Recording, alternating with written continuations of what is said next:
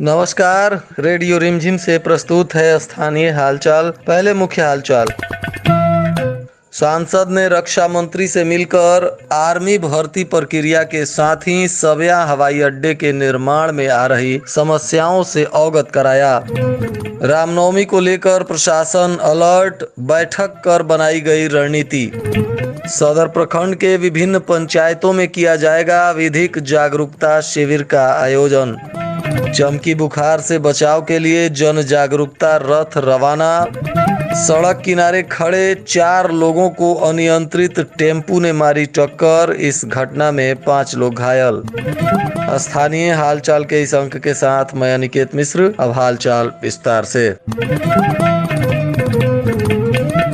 गोपालगंज के सांसद डॉक्टर आलोक कुमार सुमन ने भारत के रक्षा मंत्री राजनाथ सिंह से मिलकर गोपालगंज के युवाओं की समस्याएं रखी, जिसमें उन्होंने बताया कि युवाओं की मांग है कि 2 वर्षों से सेना में बंद पड़ी बहाली को तुरंत शुरू किया जाए, क्योंकि कुछ दिनों पहले सांसद के आवास पर गोपालगंज के युवाओं ने धरना प्रदर्शन भी किया था, जिसमें युवाओं का कहना था कि उनकी आयु भी अब सेना में बहाली होने की दृष्टि से लैप्स कर रही है, इसलिए सरकार सेना की बहाली पूर्व के अनुसार पुनः शुरू करे तथा 2 वर्ष की आयु में छूट भी सरकार के द्वारा दी जानी चाहिए। सांसद ने बताया कि गोपालगंज के युवा जो सेना में जाकर मातृभूमि की रक्षा करना चाहते हैं, उनका सपना साकार हो सके, इसके लिए रक्षा मंत्री इस पर संज्ञान लें। सांसद ने रक्षा मंत्री से निवेदन करते हुए उनके समक्ष युवाओं की मांग को रखा और इस पर विचार करते हुए उचित निर्देश देने का निवेदन किया।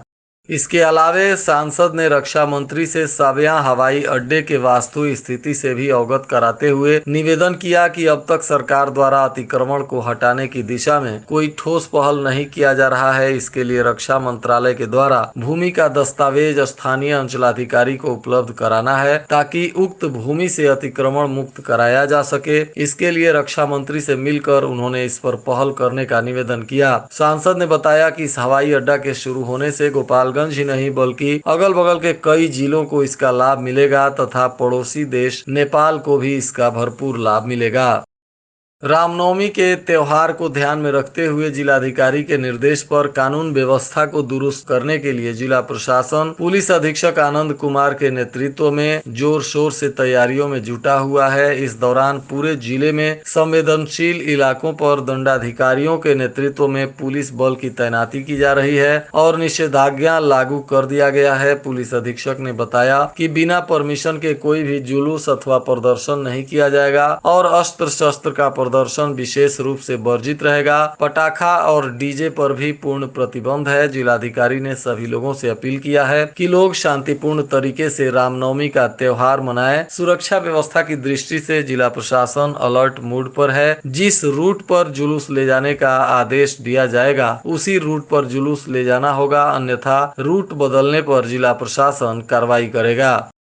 सदर प्रखंड के विभिन्न पंचायतों में आजादी के अमृत महोत्सव के अवसर पर विधिक जागरूकता शिविर का आयोजन किया जाएगा। इसके लिए जिला प्रशासन ने निर्देश जारी कर दिया है, जिसमें 10 अप्रैल को बसडीला पंचायत में विधिक जागरूकता कार्यक्रम का आयोजन होगा, तो वहीं 17 तारीख को भितभेरमा तथा 24 को एक डेरवा पंचायत में और 30 को चौराव पंचायत में विधिक जागरूकता शिविर का आयोजन किया जाएगा। इस दौरान लोक अदालत से जुड़े हुए कर्मी आम जनता को लोक अदालत के द्वारा चलाई जा रही विभिन्न प्रकार की योजनाओं की जानकारी देंगे तथा सबके लिए न्याय कैसे उपलब्ध होगा, इन सभी चीजों की जानकारी आम जनता को दी जाएगी। जिले में चमकी बुखार से बचाव और बेहतर प्रबंधन के लिए व्यापक स्तर पर तैयारी की जा रही है। इससे बचाव के लिए जन जागरूकता अभियान भी स्वास्थ्य विभाग के द्वारा शुरू कर दिया गया है। शुक्रवार को सदर अस्पताल परिसर से सिविल सर्जन डॉक्टर वीरेंद्र प्रसाद ने हरी झंडी दिखाकर जन जागरूकता रथ को रवाना किया। इस दौरान मस्तिष्क ज्वर से संबंधित जानकारी देने के लिए यह जन जागरूकता रथ पूरे प्रखंड क्षेत्रों का रवाना करेगा। इस दौरान दौरान सभी प्रखंडों में मिलाकर कुल 20 प्रचार गाड़ियों को रवाना किया गया। यह गाड़ियां लोगों को चमकी बुखार से बचने के रास्ते और उपाय सुझाएंगी तथा चमकी बुखार का लक्षण क्या है और यह कैसे फैलता है, इन सभी चीजों के बारे में प्रचार वाहन गांव-गांव में जाकर लोगों को जागरूक करेगा और इसकी जानकारी देगा। स्वास्थ्य विभाग ने बताया कि चमकी को धमकी कार्यक्रम के तहत लोगों को 3 धमकियां याद रखना है। पहला, खिलाओ, यानी बच्चों को रात में सोने से पहले जरूर खाना खिलाएं। दूसरा, जगाओ, यानी सुबह उठते ही बच्चों को जगाएं और देखें कि कहीं बच्चा बेहोश तो नहीं है या चमक तो नहीं है। तीसरा, अस्पताल ले जाओ, यानी बेहोशी के बाद यदि चमकी का लक्षण दिखता है तो तुरंत एम्बुलेंस या नजदीकी गाड़ी से बच्चे को अस्पताल में ले जाकर भर्ती कराएं। सभी सरकारी अस्पताल में इसका निःशुल्क इलाज किया जाएगा। इसके लिए स्वास्थ्य विभाग पूरी तैयारी कर चुका है। बताते चले कि चमकी बुखार 1 वर्ष से 15 वर्ष तक के बच्चों को विशेष प्रभावित करती है। कटिया थाना क्षेत्र के गिरधर पोइया में सड़क के किनारे पेड़ की छांव में बैठे लोगों को एक अनियंत्रित टेम्पू ने ठोकर मार दी, जिससे एक बच्चा सहित 5 लोग बुरी तरह से जख्मी हो गए। घटना स्थल पर मौजूद स्थानीय लोगों ने इसकी जानकारी पुलिस को दी और पुलिस के सहयोग से सभी लोगों को अस्पताल में भर्ती कराया गया है। इस दौरान घटना के बाद मौकाए वारदात पर अफरा तफरी का माहौल देखने को मिला। पुलिस ने उग्र भीड़ को समझाते हुए किसी तरह शांत कराया। प्राप्त जानकारी अनुसार ये सभी लोग बांस के बने एक चचरे पर बैठकर पेड़ की छांव में बातचीत कर रहे थे, तभी यह दुर्घटना हो गई। इस घटना में घायल सुभावती देवी, पंकज यादव, गीता देवी और उनका पोता आर्यन कुमार बताए जा रहे हैं। वहीं टेम्पू चालक भी इस घटना में गंभीर रूप से घायल है। सभी लोग फिलहाल अस्पताल में भर्ती हैं और सबका इलाज चल रहा है। टेम्पू ने चचरे पर बैठे लोगों को ठोकर मारने के बाद टेम्पू खुद ही पलट गई और इसमें बैठा चालक संतोष सिंह भी गंभीर रूप से घायल हो गया। जिला प्रशासन के निर्देश पर थावे थाना क्षेत्र के चनावे गांव में स्थित सरकारी आम के पेड़ों पर जो फल लगे हैं उसको प्रशासन के द्वारा 1 वर्ष के लिए नीलाम किया जा रहा है। सरकारी आंकड़ों के अनुसार यहां 116 आम के पेड़ हैं, जिनको नीलाम करने के लिए 18 अप्रैल को बोली लगाई जाएगी, परंतु इस बोली में हिस्सा लेने के लिए पहले 5,000 रुपए की जमानत राशि जमा करनी होगी।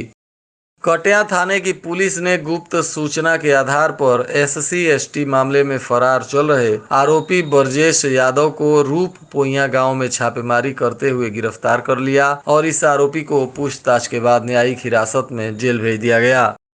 विजयपुर प्रखंड में मनरेगा का कार्य काफी जोर शोर से चल रहा है, जिसके तहत मनरेगा में काम करने वाले मजदूरों का रोजी रोटी को लेकर काफी अच्छा स्थिति बताया जा रहा है। मजदूरों ने कहा कि यहाँ क्षेत्रों में पोखर की खुदाई का कार्य काफी तेजी से चल रहा है, जिसके वजह से बहुत सारे मजदूरों को यहाँ रोजगार मिल रहा है।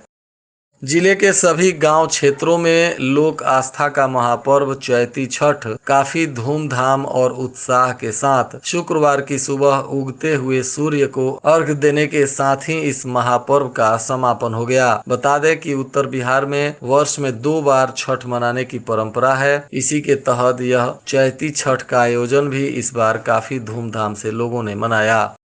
नगर थाना क्षेत्र के तकिया याकूब गांव में भूमि विवाद को लेकर 2 पक्षों में जमकर मारपीट हो गई, जिसमें एक पक्ष से मां और बेटा गंभीर रूप से घायल हो गए हैं, जिनको सदर अस्पताल में भर्ती कराया गया है। जहां इस घटना में घायल मोहम्मद साजिद सिराज तथा आसमीरा खातून ने पुलिस को आवेदन देते हुए इस मामले में न्याय की गुहार लगाई है।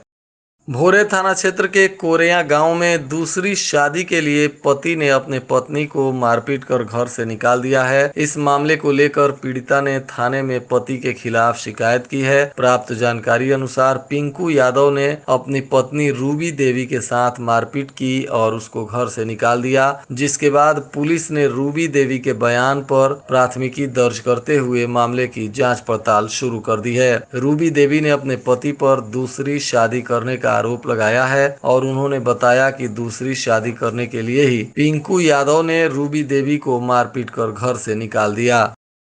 सदर प्रखंड के चैनपट्टी NH 27 पर बंजारों की टीम से भरी एक पिकअप वैन अनियंत्रित होकर पलट गई, जिसमें लगभग 1 दर्जन बंजारे गंभीर रूप से घायल हो गए। जिसके बाद स्थानीय लोगों के सहयोग से इन सभी घायलों को सदर अस्पताल में भर्ती कराया गया, जहां इन लोगों का इलाज चल रहा है। ये सभी बंजारे लोगों की एक टीम पिकअप वैन पर बैठकर कहीं जा रही थी, तभी चैनपट्टी में पिकअप अनियंत्रित होकर पलट गई। इस घटना में गंगूबाई, अजीत सिंह, मनुखाबाई तथा पन्ना और सानिया सहित लगभग 1 दर्जन लोग गंभीर रूप से घायल हो गए। फिलहाल इन सभी लोगों का सदर अस्पताल में इलाज चल रहा है। और आज के मौसम का तापमान गोपालगंज में न्यूनतम 23 डिग्री सेल्सियस और अधिकतम 37 डिग्री सेल्सियस रहने की संभावना है। अंत में मुख्य हालचाल एक बार फिर। सांसद ने रक्षा मंत्री से मिलकर आर्मी भर्ती प्रक्रिया के साथ ही सविया हवाई अड्डे के निर्माण में आ रही समस्याओं से अवगत कराया। रामनवमी को लेकर प्रशासन अलर्ट, बैठक कर बनाई गई रणनीति। सदर प्रखंड के विभिन्न पंचायतों में किया जाएगा विधिक जागरूकता शिविर का आयोजन। चमकी बुखार से बचाव के लिए जन जागरूकता रथ रवाना। सड़क किनारे खड़े 4 लोगों को अनियंत्रित टेम्पू ने मारी टक्कर, इस घटना में 5 लोग घायल। इसके साथ ही रेडियो रिमझिम से प्रसारित स्थानीय हालचाल का यह अंक समाप्त हुआ। नमस्कार।